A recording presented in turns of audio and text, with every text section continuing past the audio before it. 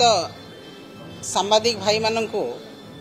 मु स्वागत जनाऊँ समस्त को नमस्कार जनाऊँ। आज आपण मैंने शुणी थे सुभद्रार तृतीय किस्ती दौरान सरकार एवं यही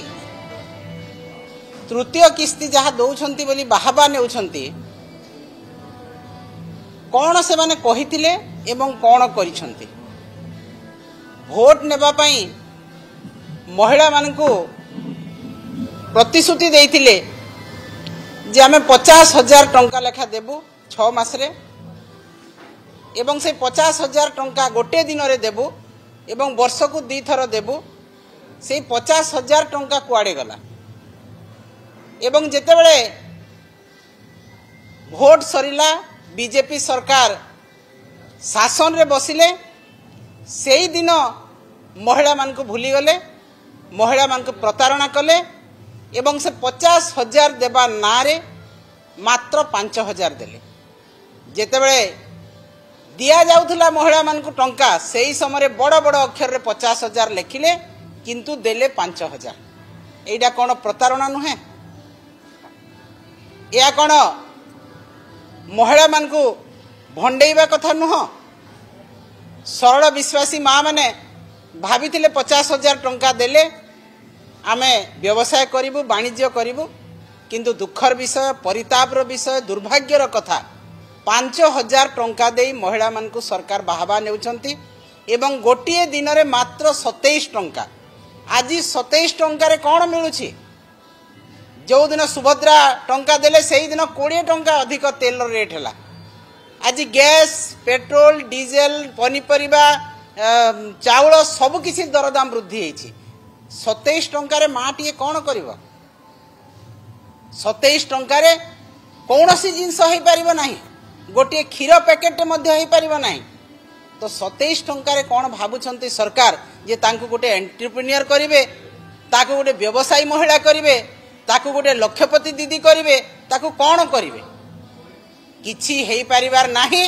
केवल सरकार बाहबा नौछंती एवं महिला मान को शोषण करुछंती महिला मान को इमोशनल ब्लैकमेलिंग करुछंती जे आमे टंका देलु एवं महिला माने आज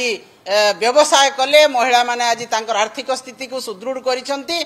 कोनोसी कथारे नुह एवं आमे दृढ़ भाव रे याकू निंदा करूछु जे महिला मान को आपण लक्षपति दीदी जो कहउछंती किए लक्षपति दीदी करथिला कहार फाउंडेशन रे कहार सशक्तिकरण रे आज महिला माने ऊपर को जाइछंती माननीय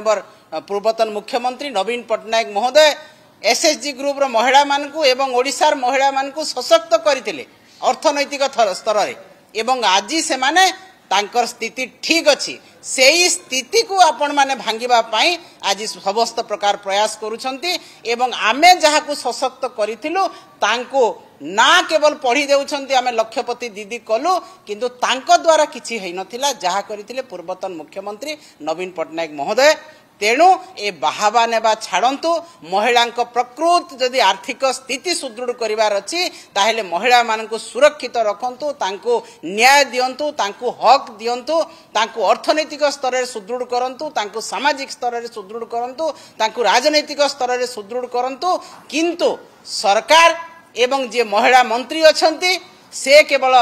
टीवी रे मीडिया रे खाली बाहबा नेबे आमे द्वितीय किस्ती देलु आमे तृतीय किस्ती देलु किंतु प्रथम कथा जहा 50,000 टंका जो महिला को देबा कथा आज 5,000 गोटे दिन रे मात्र 27 टंका भिक देला भलिया से माने भाबुछंती महिला मान को एवं भिक दउछु बोली कि बाहबा नउछंती भिक देकी केही बाहबा नियंती नाही 27 टंकार कोन मूल्य अछि आजिका दिन रे तेणु उपमुख्यमंत्री महोदय जो बाहबा नौछंती आमे याकू घोर निंदा करूछु बिजु जनता दल घोर निंदा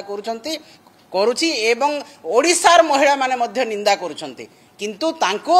भय देखाई विभिन्न प्रकार धमक चमक देई तांको विभिन्न सभा समिति याकू आनी महिला मान को चुप करेबा पई बसिछंती ओडिशा सरकार किंतु समग्र ओडिशा रे आज वातावरण बीजेपी विरोधी सरकार विरोधी जो प्रतिश्रुति देइथिले ताहा प्रतारणा रे परिणत होईछि जो कथा देइथिले से कथा को आज रखी नाहंती मुख्यमंत्री एवं सेही महिला माने आज उत्तेजित हेकि अछंती रागी की अछंती एवं उपयुक्त समय रे उपयुक्त जवाब देबा पई मध्य अपेक्षा करिसंती।